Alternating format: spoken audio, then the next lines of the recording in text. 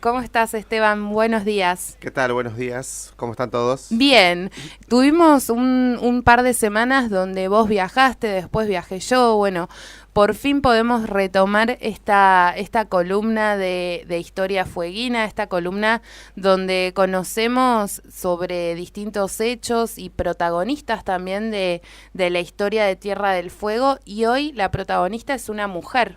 Exactamente. Elegí para hoy a una de las mujeres más destacadas quizás de la historia de Río Grande del siglo XX, y por un hecho que sucedió hace poquito tiempo. Subimos que hubo un incendio acá a 2 cuadras de la radio, Sí. ahí en Rosales Y Torne. y Torne, sí, que es Ujú. la casa o era la casa de Sarita Sutherland. Así que bueno, ella es la protagonista de nuestra columna del día de hoy.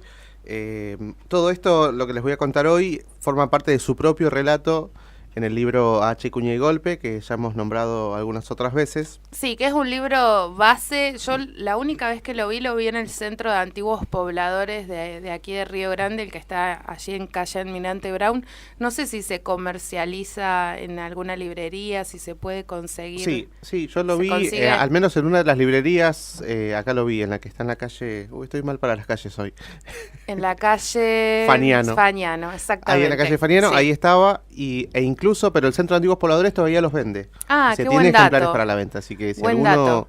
le interesa comprarlo, es una muy buena recopilación. Hay voces que muchas ya están apagadas, así que es interesante por ahí tenerlo para leerlo. Y un buen regalo también, ¿no? Y un buen regalo, sí. Así que Ale, ya Ale, sabes no lo que tenés sé, que hacer. si querés portarte bien con la conductora de este programa, podés conseguir ese libro. Gracias por los regalos de Chaco. Bueno, de nada, Esas de nada. artesanías son muy lindas. Muchísimas gracias por el reconocimiento. Siempre me hace lo mismo este chico, me hace tentar al aire. Bueno, contanos, Esteban, quién fue Sarita. Bien, Sarita Sutherland nació el 23 de diciembre del 17. ¿Sí? Si bien la familia ya vivía en la zona, fue a nacer a Punta Arenas porque era el único, o era el núcleo más importante que había en la región de Patagonia Sur, tanto argentina como chilena. Así que nace en Punta Arenas, pero luego se instala rápidamente en nuestra ciudad con su familia. Y ellos van a estar en un principio en la distancia Nueva Argentina, ¿sí? Que es José Menéndez. Sí. Como ustedes saben, al principio los nombres no eran esos, sino que van a cambiar los nombres a partir de la década del 20. Sus padres vienen de Escocia, ¿sí? Porque dice que José Menéndez se iba directamente, o la gente que trabajaba para José Menéndez, se iba directamente a Europa, o a Escocia particularmente, buscaban gente que pudiese venir a trabajar a Tierra del Fuego, o incluso a Malvinas, los embarcaban y los traían un mes de navegación. Mirá. Y para vivir, o sea, primero los traían a Punta Arenas y después cruzaban en los pequeños barcos que tenía Menéndez desde Punta Arenas hacia la zona del Porvenir, y de ahí cruzaban hacia la Tierra del Fuego Argentina. Qué aventura. Toda una aventura. 1900, ahí Sarita en el relato cuenta de que había barcos de 2, 3 y 4 velas.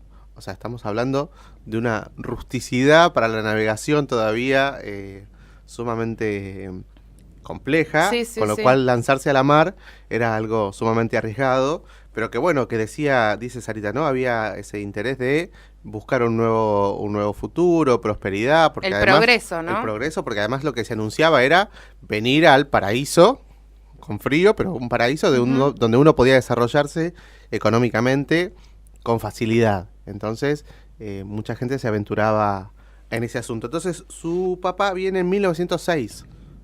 Mirá, inicio del siglo XX. Inicio del siglo XX. Entonces, como para que nosotros vayamos entendiendo. Y su mamá había vivido en Malvinas. Porque tenemos que pensar nosotros, ya dijimos, antes de 1850 ya estaban los ingleses instalados en Malvinas. Claro. Y su abuela, que era escocesa, había estado viviendo un tiempo en Malvinas. Con lo cual es un dato también interesante para tener cómo se iba pivoteando de Malvinas a Punta Arenas, de Punta Arenas hasta la Argentina, Claro. a Río Grande. Y todo parecía cerca, ¿no? Ahora nos parece, no sé si nos parece más lejos o cómo se dimensionan las distancias, pero esto que decíamos de de embarcarse y de recorrer esas distancias y las ganas también de estar mejor y de que la familia estuviera mejor. Claro que sí, sí, sí, sí. Cuenta Sarita que cuando llega su papá lo ponen en un puesto cerca de la cordillera, ahí en la estancia de José Menéndez, y que le dice que tenga cuidado con los indios, ¿no? Estos son términos de ella, ¿no? Que tenga cuidado con los indios, que eran peligrosos, que eran no gente para confiar, y que bueno, que lo dejaban en el puesto y que se cocine lo que pudiese cocinar. Dice que el papá no sabía cocinar absolutamente nada y que trataba de recordar lo que su mamá hacía para cocinar en Escocia Sí. para sobrevivir. Y en lo que estaba en el puesto, se le asoma a la ventana un indígena que obviamente no sabía hablar ni español ni inglés, y que obviamente él tampoco sabía hablar ni español ni ona, y que se empezaron a comunicar por señas, Sí. y que terminaron pasando la noche juntos comiendo, cenando, y que el papá de Sarita le cuenta que le habían robado los caballos. Entonces este personaje le dijo que se quede tranquilo, fue a buscar todos los caballos, Mirá, los trajo. el que era el peligroso. El que era el peligroso le dejó todos los caballos encerrados en las cercanías de ahí donde la cercanía estaban. del puesto. Ujú. Dice que al otro día cuando volvieron no podían creer que este indígena le había ayudado a encerrar todos los caballos. Que Le salvó las papas, como le salvó se las dice papas, habitualmente. como podríamos decir, exactamente. Su papá fue administrador de la estancia Ruby. También hay un montón de nombres de estancia que algunas suenan conocidas y otras no tanto, porque por ahí fueron cambiando los nombres cuando hubo subdivisiones. Primero en la época del 27 y después en la época de Perón sufren modificaciones las estancias en cuanto a sus tamaños. Por eso surgen nuevos nombres. Ahí Sarita habla, por ejemplo, hay una estancia Cauchicol que está al costado de José Menéndez. Antes era un puesto de José Menéndez. Sí. Con el conflicto con Perón y la posibilidad de que pierdan las tierras, se las denominó como estancia Cauchicol. Pero bueno, su papá estuvo como administrador en Rubí en 1917. Ella fue a la escuela en Punta Arenas.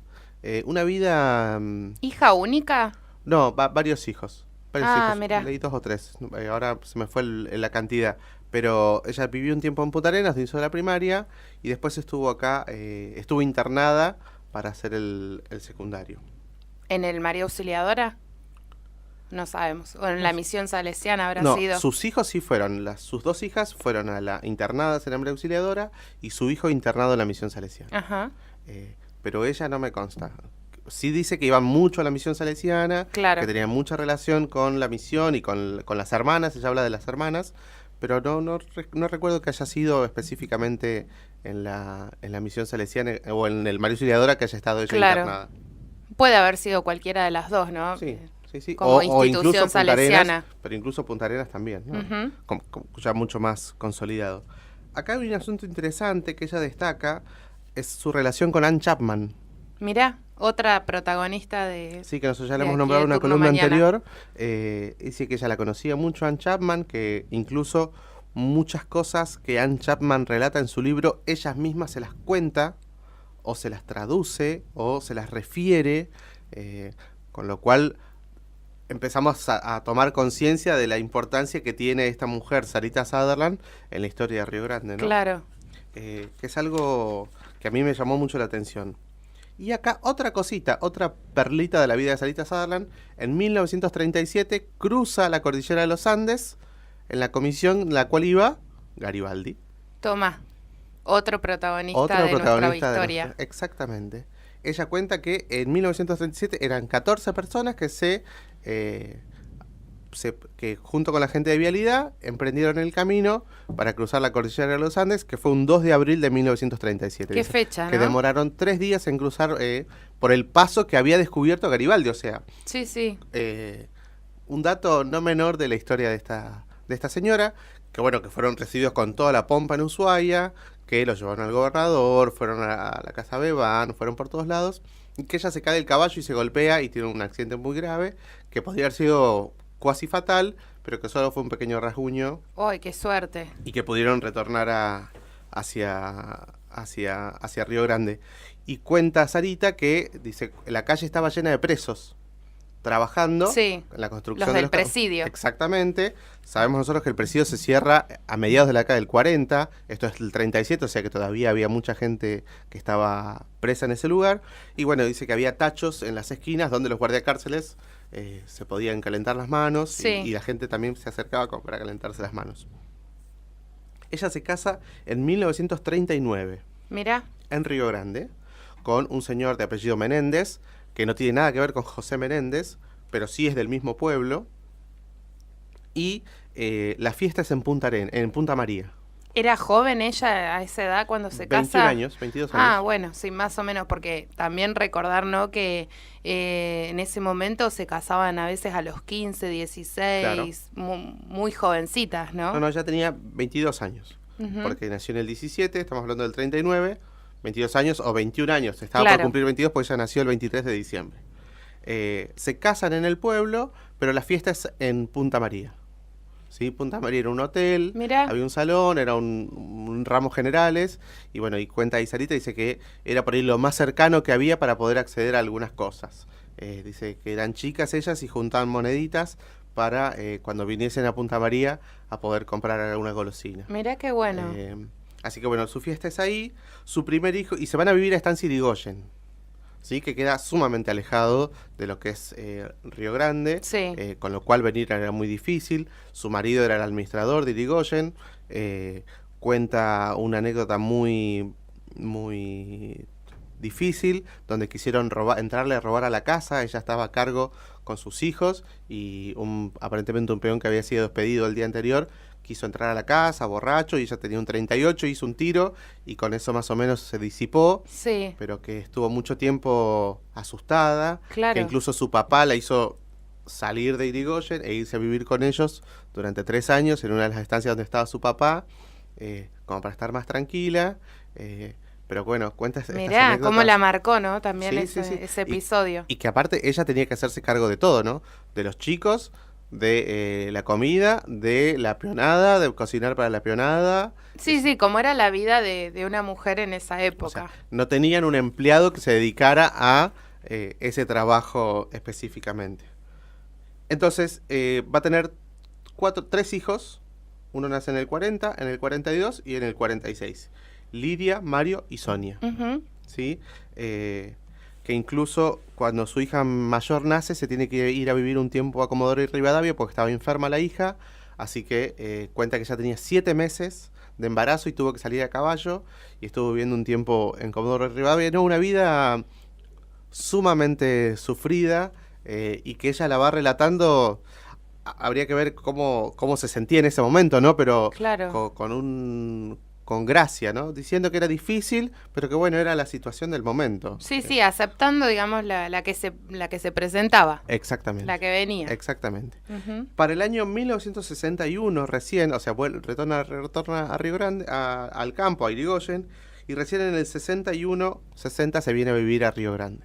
Río Grande ciudad. Río Grande ciudad. Y construyen la casa, esa que se incendió hace algunos días. Ujú. Que ella cuenta que la querían hacer de material, pero no la pudieron hacer de material porque el cemento que llegaba estaba destinado a la construcción del casino de oficiales. Mirá. Y que después la quisieron hacer de chapa lisa, pero tampoco daban abasto de la cantidad de chapa lisa que había, así que la tuvieron que hacer de chapa canalada. Cuenta así como que ella se recordaba esa situación. Ella habla muy cariñosamente del batallón de infantería de marina, ¿sí? Nosotros habíamos hablado también alguna vez de esta relación que había entre el pueblo y el batallón, Sí. por el médico, por la panadería, por toda esta cercanía que había. Dice, nosotros vivíamos enfrente, no había cerco, entonces nos podíamos cruzar Claro. tranquilamente. Eran todos parte de lo mismo. Exactamente. Para 1961 sus hijos estaban internados en la misión salesiana y en la María Auxiliadora. Y ella cuenta ahí brevemente la historia de su hijo petrolero. Dice que cuando sale de la misión salesiana, ella lo conocía al administrador de la Tennessee y le dice, mire, mi hijo terminó la escuela, quiere aprender, por ahí usted le puede dar una oportunidad. Entonces dice su hijo, bueno, que sí, que lo traiga. Dice que lo único que sí tiene que ser obediente. Sí, mi hijo es obediente y se lo lleva con 15 años. Y empezó a trabajar poco a poco en la Tennessee, después lo mandaron a Comodoro Rivadavia y después lo terminó en Bolivia. Cuando ella cuenta este relato, su hijo vivía en Bolivia trabajando todavía para empresas petroleras. Mirá. Qué experiencia, ¿no? Pero que bueno, ella fue la que lo encomendó con el administrador de la Tennessee para que le consiguiera trabajo. Y ¿sí? qué difícil también, ¿no? Porque uno a veces piensa esto de los chicos que terminan el secundario, muchos se van a estudiar a otros lugares del país. Las familias y los padres de antes también sufrían esto de dejar por ahí muy pequeños en internados, en escuelas donde no se veían todos los Que días. además era todo el año. Y todo el año, claro. No es que salía el fin de semana, volvía para el cumpleaños. Y extrañar, ¿no? A la, Sí, a la sí. familia. Todo el año era así. Qué vida. ¿Y cuándo falleció Esteban Esta Sarita? mujer fallece en el 2013, pero quiero contar lo último Sí. y ya vamos cerrando. Ella es la primer profesora de inglés de Río Grande. Mirá, qué dato. ¿Sí? Nada sistematizado, nada oficial, sino que en su casa daba clases. Había que darle de comer a los hijos, había enviudado hace un tiempo y bueno, y una vez cuenta la historia que siempre le pedían que dé clases, sí, no puedo, y hasta que un día le golpean la puerta, abre la puerta, tenía unos chicos allá afuera y tuvo que empezar a organizarse, llegó a tener 120 alumnos en su casa, empezaba muy temprano y terminaba a la 1 de la mañana, y entre sus alumnos había oficiales del batallón, suboficiales, que muchos tenían que irse a Alemania, ella dice que tenían que irse a Alemania. Y tenían que aprender el idioma. Exactamente, como no podían aprender alemán, aprendían inglés. Y muchos petroleros que trabajaban para la Tennessee, que tenían que aprender también inglés, o al revés, ¿no? Ujú. En ingleses que tenían que aprender a hablar en español, y ella dio clases hasta el 2010, Mirá. ¿sí? O sea, tenía 90 años, Claro, sí. 89 años, hasta 89 esa época dio años. clases. En el 2004 viajó a la Antártida en el Irizar, y ella dice que antes de la guerra de Malvinas, la gente del BIM se acercaba para que ella le traduzca cosas. Los tonelajes de los barcos que había y características de los barcos que había en Malvinas. Ella no sabía para qué, después cuando fue la guerra de Malvinas se entendió. Así que bueno, finalmente murió en 2013 con 96 años y es muy interesante porque su relato dice que la gente, la isla no te mataba porque su abuela murió a los 93 y ella murió a los 96. Qué bárbaro, qué mujer. Muchas gracias, Esteban, por contarnos parte de la historia de Río Grande. Estamos en los minutos finales ya de Turno Mañana, hacemos una brevísima pausa y venimos con la despedida.